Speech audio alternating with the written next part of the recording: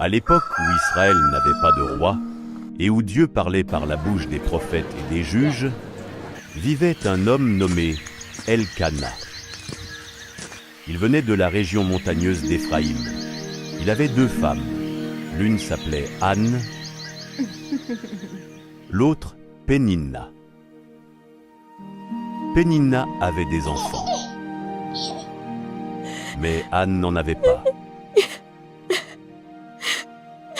Chaque année, Elkana et sa famille montaient à Silo pour adorer le Seigneur, le Dieu Tout-Puissant, et lui offrir des sacrifices.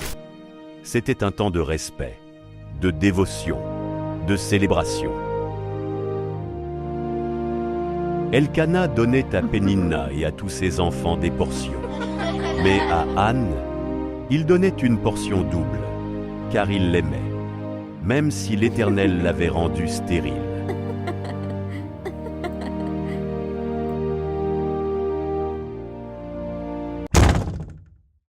Péninna la provoquait, année après année, car l'Éternel avait fermé le sein d'Anne, et sa rivale s'assurait qu'elle ne l'oublie jamais. Elkana peut bien t'aimer autant qu'il veut, mais c'est moi qui lui donne des enfants.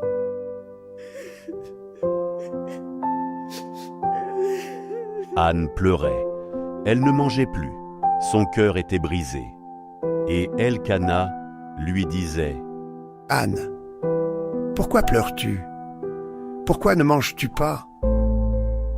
Ne suis-je pas pour toi mieux que 10 fils? » Mais son âme soupirait après une seule chose: un enfant. Un jour, dans une profonde détresse, Anne se tint près du tabernacle du Seigneur. Ses lèvres bougeaient, mais aucun son ne sortait. Elle priait, elle criait dans son cœur, et elle fit un vœu.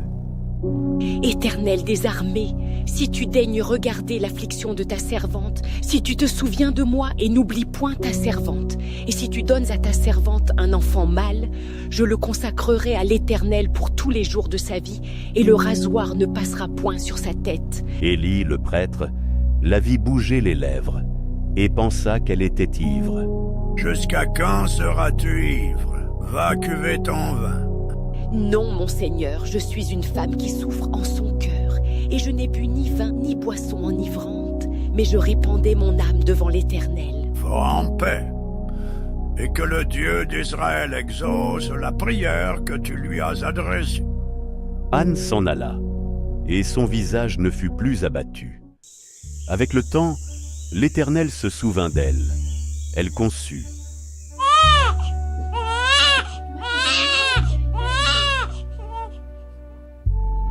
Et donna naissance à un fils. Elle l'appela Samuel.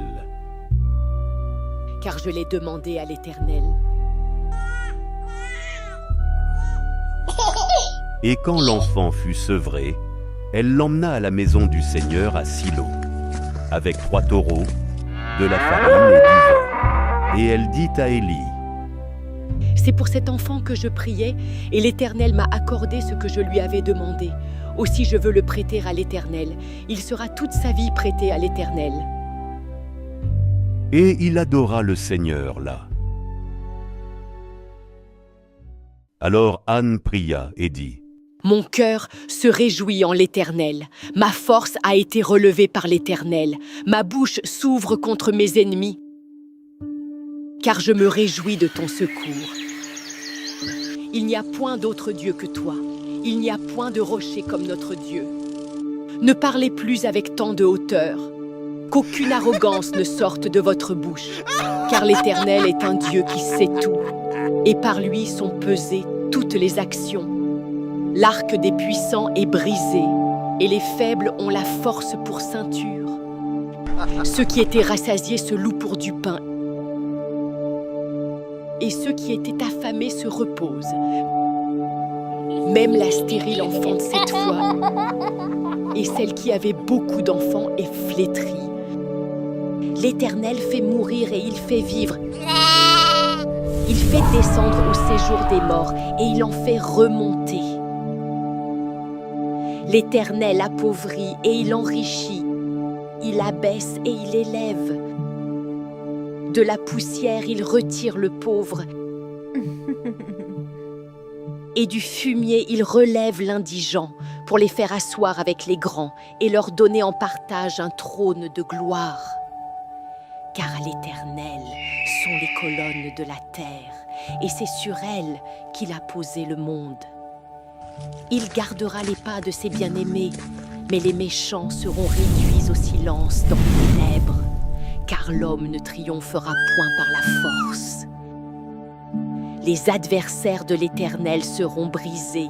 Il tonnera contre eux dans les cieux. L'Éternel jugera les extrémités de la terre. Il donnera la force à son roi. Il relèvera la puissance de son oint.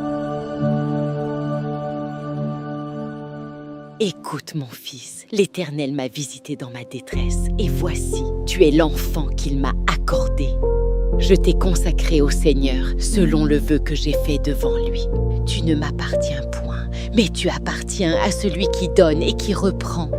Marche dans ses voies, écoute ses paroles, serre-le avec crainte et avec joie, car tu es mis à part, Samuel, mis à part pour porter sa voix. Alors je resterai ici, maman. Je veux apprendre à le connaître et faire ce qu'il attend de moi.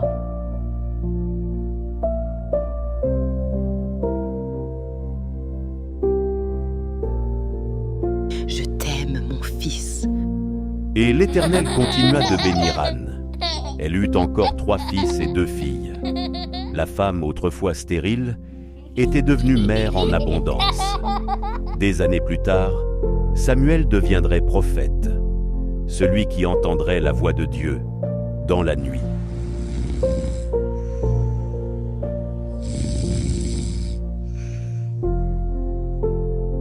Samuel. Parle, car ton serviteur écoute.